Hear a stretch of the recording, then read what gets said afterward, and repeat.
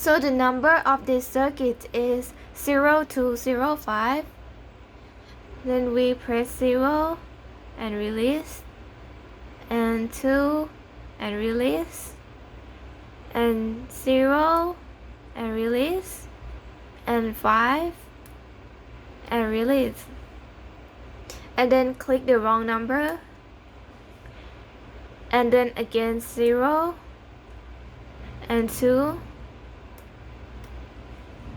and then click the wrong number, and then 0 and 2 and 0 and 5. If we click 5 and press another number at the same time, it's going to be reset.